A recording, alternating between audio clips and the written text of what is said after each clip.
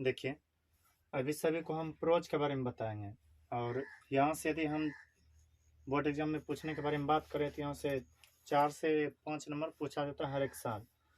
और यदि याद नहीं बढ़िया से करते हैं तो यहाँ शायद नंबर छूट सकता है। नंबर ना छूटे इसलिए सभी को बोलना जरूरी है और अभी कभी याद भी हो जाएगा।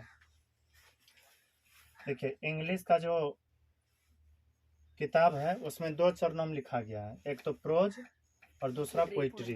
एक प्रोज दूसरा, और 2 से 4 बार यदि सब साथ साथ बोल लें तो पूरा पूरा यह याद हो जाएगा। तो थोड़ा सा बोलना है। The pace for living R C Hutchinson, यानी कि द पेस फॉर लिविंग को लिखा है आर सी हचिंसन ने। द पेस फॉर लिविंग को किसने लिखा है? आर सी हचिंसन ने। जबकि वहीं पर यदि हम बात करें me and the ecology beat, इसको लिखा है जॉन लेक्सो ने। थोड़ा सा बोलेगा। यदि 2 से 4 बार आप लोग साथ साथ बोलने का प्रयास करते हैं तो पूरा पूरा दिमाग में सेट हो जाएगा कि इसको क्या बोलना है। बोले me and the ecology bit Joan Lexau. Me and the ecology bit Joan Lexau. Gillu Mahadevi Verma. Okay, Gillu एक कहानी है जो कि आगे आपको हम सुनाएंगे और इसका ऑब्जेक्टिव भी पूरा तरह से क्लियर करेंगे। गिल्लू को लिखा गया महादेवी वर्मा के द्वारा। गिल्लू को किसके द्वारा लिखा गया है? बोले what is wrong with Indian films, इसे लिखा है सत्यजीत राय ने। किसने लिखा है? फिर बोले what is wrong with Indian films, Satyajit Ray. Acceptance speech, acceptance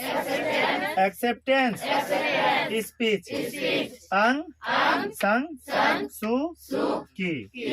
acceptance speech को लिखा गया है अंग संग सू के द्वारा। और अभी कभी जल्दी से याद हो जाए इसके लिए हम आपको ट्रिक भी बताएंगे। बोले once upon a time, once upon a time Toni Morrison. Once upon a time को किसने लिखा है? वंस अपॉन ए टाइम को किसने लिखा है? आगे बोलिए। The unity of Indian culture, Humayun. क्या बोलेगा? हुमायूं नहीं, वह मुगल वंश का जो हुमायूं है वह नहीं, Humayun Kabir.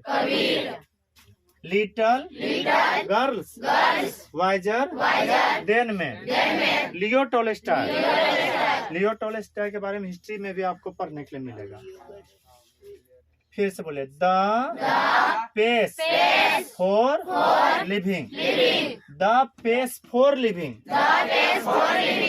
Are C Hutchinson. The pace for living को किसने लिखा? Me and the ecology bit Joan Lexau. Me and the ecology bit Joan Lexau. देखिए, कई बार ऐसा होता है, जैसे मान लीजिए आपके गांव का कुछ नाम है अंग्रेजी में, यदि आप लिखते हैं और पता है कोई किसी को पढ़ने के लिए दीजिएगा, यदि उसी गांव का रहेगा तो पल भर में पढ़ देगा। क्यों? क्योंकि उनको पता है कि यह किस गांव का नाम लिखा हुआ है। यदि आप उसमें गलत भी लिख देते हैं तो शायद वह नहीं समझ पाएगा। जैसे मान लीजिए कि हम लिखते हैं कुछ,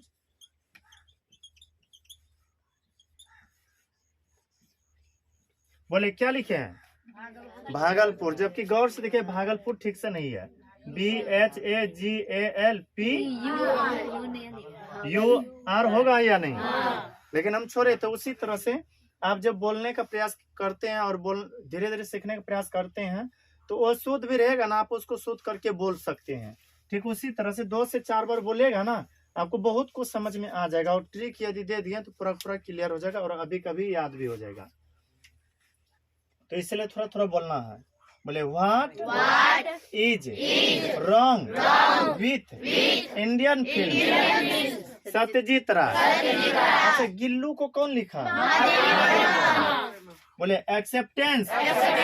एक्सेप्टेंस स्पीच। स्पीच का मतलब भाषण होता है। स्पीच का मतलब एक्सेप्टेंस स्पीच।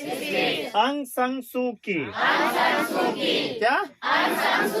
अंग संग सू की नहीं, अंग संग सू की। ऐसे देखिए, हम लोग कहीं भी भाषण सुनने के लिए जाते हैं, स्पीच का मतलब क्या होता है? भाषण। तो अकेले कम जाते हैं और किसी न किसी के साथ ज्यादा जाना पसंद करते हैं। इसका मतलब यह आपको हम एक तरह से साइड से बता रहे हैं, जो कि आपके लिए ट्रिक रूप में साबित होगा। स्पीच जैसे बोले, स्पीच जैसे बोले तो समझ लीजिएगा किसी के साथ जाना है सुनने के लिए। स्पीच जैसे बोला जाए किसी के साथ जाना है सुनने के लिए। एक्सेप्टेंस स्पीच को कौन लिखे हैं? अंग संग सू की। Once upon a time, Toni Morrison. Tony Morrison. देखिए यहाँ पर ऐसे अपने मन से ट्रिक बनाइए। जब याद नहीं होने लगे तो ऐसा कुछ बातें याद रखिए जो कि आपको उसके सहारे इसको आराम से क्लियर कर लें या बोल लें। जैसे once upon a time, Toni Morrison हुआ, याद रखिएगा। एक टाइम ऐसा आपका भी आएगा जिसमें एम का मतलब मरने से पहले आपको टोनिस पीना पड़ेगा। नहीं समझ में ना? एक टाइम ऐसा आएगा जिसमें मॉरिसन है ना, यहाँ पर ऐसे अपने मन से ट्रिक बना दीजिए। मरने से पहले क्या पीना पड़ेगा? अच्छा, मरने के बाद लोग टोनिस पीते हैं कि मरने के पहले? मरने के, इसलिए मरने के पहले है टोनिस। टोनी बोले once upon a time, Toni Morrison. The unity of Indian culture। Culture का मतलब है संस्कृति। कल्चर का मतलब क्या होता है? देखिए, भारतीय संस्कृति को काफी आगे बढ़ाने में भूमिका निभाए थे कबीर दास जी। कौन? हालांकि वह वाला कबीर नहीं है, यहाँ पर जो लिखा है ना हुमायूं कबीर। अब वह दोहा वाली वाला कबीर नहीं सुने, याद रखिएगा। जिस कबीर दोहा याद है या नहीं? बोले तो पीयूष आप ही बोलिए। देखिए, कबीर का बहुत सारा दोहा है, जैसे आप सुने होंगे, कल करो सो आज कर, आज करो सो अब, पल में प्रलय होएगी, बहुरी करेगी कब? बहुरी करेगी कब? राज। ठीक है, ध्यान दीजिए। The unity of Indian culture. Culture का मतलब है संस्कृति, और संस्कृति को काफी आगे बढ़ाने में भूमिका निभाए थे कबीर। तो यहीं से याद रखिएगा, हुमायूं कबीर। कल्चर जैसे बोले हुमायूं कबीर। बोले the unity of Indian culture, Humayun Kabir. Little GIRL, girl होता है लेकिन एस जो लगा है इसको सो लगा के बोलना है। Little girls wiser than man. मतलब ऐसा लगता है कोई कुछ मांग रहा है, देन मैन तो आपको कह देना है लो। यदि कोई कहे कि देन मैन तो क्या कहना है? लो।